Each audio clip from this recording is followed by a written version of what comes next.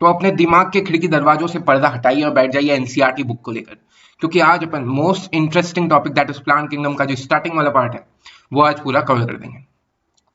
क्योंकि most of the teachers जो हैं वो इस चैप्टर को या तो बहुत ही ऊपर ऊपर से पढ़ाते हैं या फिर बहुत ही ज्यादा डिटेल में पढ़ाते हैं, और दोनों की ही नीड नहीं है दोस्त।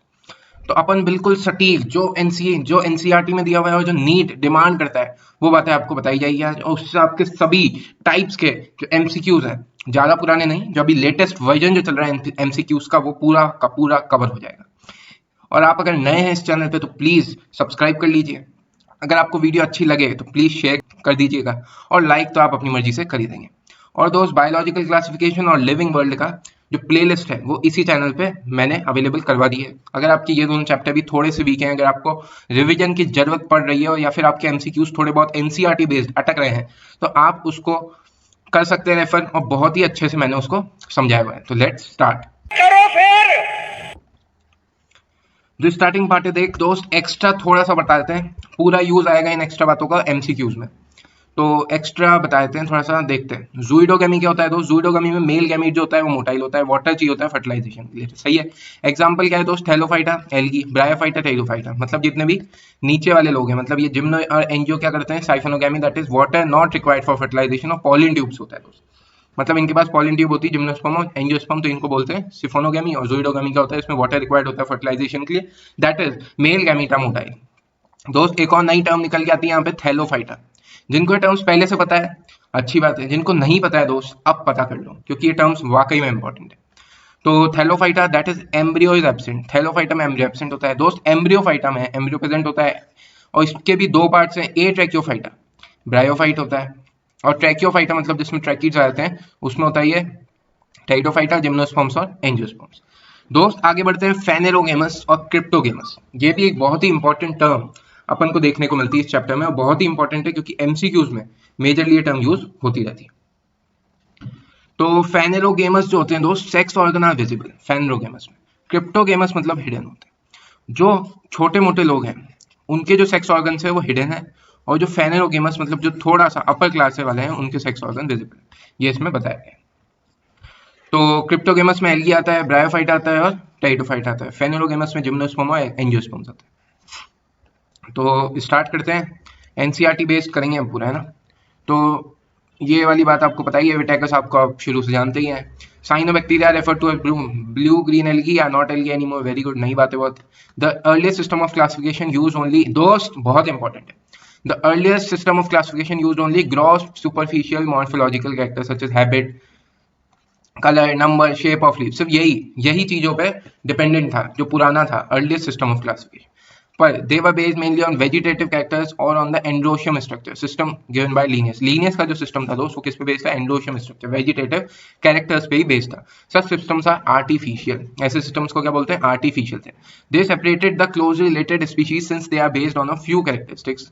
सही बात है, आराम से समझा सकता है। Also the artificial systems gave equal weightages to the vegetative and sexual characters. दोस्त इक्वल वेटेज दिया था किसको? वेजिटेटिव को और सेक्सुअल कैरेक्टर्स को। इक्वल वेटेज दिया था किसने? Artificial systems. ब्लू ब्लू यार मैच हो रहा है, दूसरा कलर लेते हैं, है ना। तो आर्टिफिशियल सिस्टम ने इक्वल वेटेज दिया था दोस्त, बहुत इंपॉर्टेंट लाइन है, equal weightage to vegetative and sexual characteristics. This is not acceptable since we know that often the vegetative character are most easily affected in environment. जो vegetative characters हैं वो easily affect होती है environment.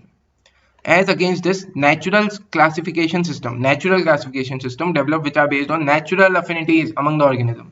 बहुत ही important है, MCQs में भर भर के पूछा जाएगा। Natural affinities among the organism, natural classification. Floral characters more important than vegetative character, इसमें ये करा गया था। फ्लोरल कैरेक्टर्स जितने भी थे उनको ज्यादा इंपॉर्टेंस दी जा रही थी वेजिटेटिव कैरेक्टर। अगर आपको नहीं पता है दोस्त कि वेजिटेटिव कैरेक्टर्स क्या है, तो ये है रूट, स्टेम, लीफ, ये। और floral characters that is reproductive structure, that is androecium structure. ठीक है, तो इस वाले पार्ट को बहुत ही इंपॉर्टेंट मान के चलना है और बिल्कुल भी इसको लाइटली नहीं लेना है दोस्त। हर एक बात अच्छी तरह से पता होनी चाहिए कि किसका क्या था, लीनियंस का किस पे बेस था, वेजिटेटिव और सेक्सुअल स्ट्रक्चर्स को किसने इक्वल वेटेज दिया था, ये सारी बातें दोस्त अपन को पता होनी चाहिए। अब यहाँ से कंटिन्यू हो रही line, natural affinities among the organism and consider, natural system की बात कर रहे हैं, consider not only the external features but also internal features. सिर्फ एक्सटर्नल को ही नहीं दोस्त, इंटरनल को भी देखा जाता है क्योंकि नेचुरल था, like ultra structure, anatomy, embryology, phytochemistry, पीयू के नाम से इसको एक याद रख सकते हैं, मैं तो ऐसे ही रखता हूँ। तो P for phytochemistry, E for embryology, A for anatomy, you for ultrastructure. Such a classification for flowering plants was given by George Bentham and Joseph Dalton Hooker. For flowering plants was given by George Bentham and Joseph Dalton Hooker. दोस्त बहुत important है Bentham and Hooker classification, याद रखना है. At present, phylogenetic classification system based on evolutionary relationships between the various organisms are acceptable. At present, दोस्त NCERT कहीं नहीं कहती, खुलेआम नहीं कहती ये बातें, छुपी हुई बातें ये कहती है. जैसे कि यहाँ कह रही है कि एट प्रेजेंट मतलब प्रेजेंट टाइम में जो मोस्ट एक्सेप्टेबल सिस्टम है वो कौन सा है दोस्त, फाइलोजेनेटिक क्लासिफिकेशन सिस्टम. एनसीईआरटी ये बात लिखती है, पर जो जिसको पता होता है वो एमसीक्यू सही कर देता है, और जो बाकी बहकावे में आ जाता है मॉड्यूल वगैरह के, वो एमसीक्यू गलत कर देता है. तो दोस्त इस पे फोकस रखना. At present phylogenetic classification system based on evolutionary relationships between the various organisms are acceptable. दोस्त बारीक बात है, बहुत इंपॉर्टेंट है. This assumes that organisms belonging to the same taxa have a common ancestor. क्योंकि दोस्त फाइलोजेनेटिक की बात कर रही है, एवोल्यूशनरी रिलेशनशिप्स बताती है, इसलिए बोल रहा है कि सेम टेक्सा वाले organism have a common ancestor. सही बात है. अब आगे बढ़ते हैं. न्यूमेरिकल टेक्सोनॉमी, बीच वाला पार्ट देख दोस्त, इतना इंपॉर्टेंट नहीं है और बिल्कुल भी एमसीक्यू फ्रेम होने की चांसेस नहीं है, इसलिए आपको कवर नहीं किया जाता, इसलिए आपको सिर्फ हाईलाइटेड पोर्शन बता रहा है. पर मैं वादा करता हूँ दोस्त, हाईलाइटेड पोर्शन में कुछ भी इंपॉर्टेंट पार्ट मिस नहीं होगा. तो देखते हैं numerical taxonomy which is now easily carried out using computers. Numerical taxonomy को now easily carried out using computers, ठीक है. Is based on all observable characteristic, जितनी भी ऑब्जर्वेबल कैरेक्टरिस्टिक्स है सबको लिया जाता है, उसका बेसिस बनाया जाता है. Number and codes are assigned to all the characters. In this way each character is given equal importance. दोस्त फिर से बहुत इंपॉर्टेंट बात है, each character is given equal importance. पहले वाली जो बात है उससे कंफ्यूज नहीं होना, दोनों बिल्कुल अलग अलग बातें हैं दोस्त. इसमें बोल रहा है each character is given equal importance, ऊपर बोल रहा था वेजिटेटिव और sexual characters are given equal importance. So different है दोनों बातें और आसानी से याद रखना इसको. In this way each character is given equal importance and at the same time hundreds of character.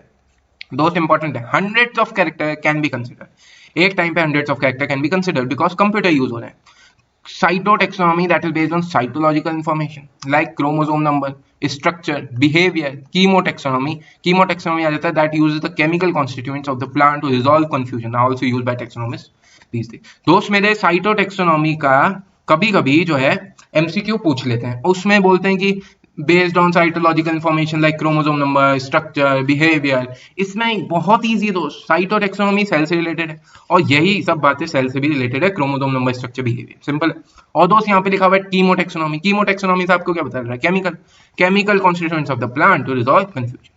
बहुत ईजी सी बात है. एल्गी नेक्स्ट उसमें लेक्चर में अपन कवर कर लेंगे दोस्त. पुराने लेक्चर या फिर पुराने जो चैप्टर्स हैं एनसीईआरटी के या फिर जो नए चैप्टर्स हैं दोस्त जो मैंने आपको अभी तक नहीं बताए हैं, उनकी भी अगर कोई लाइन आपको परेशान कर रही है तो कमेंट बॉक्स बिल्कुल खाली है, उसमें आप अपना कमेंट बता सकते हैं कि सर पेज नंबर इतने पे ये वाली लाइन मुझे परेशान कर रही है, आप प्लीज इसको एक्सप्लेन कर दीजिए, मैं एक्सप्लेन कर दूंगा. तो ये सब दोस्त आपको ही करना होगा क्योंकि सिलेक्शन भी आपको ही देना. तो मिलते हैं कल फिर एल्गी के साथ. Till then good bye.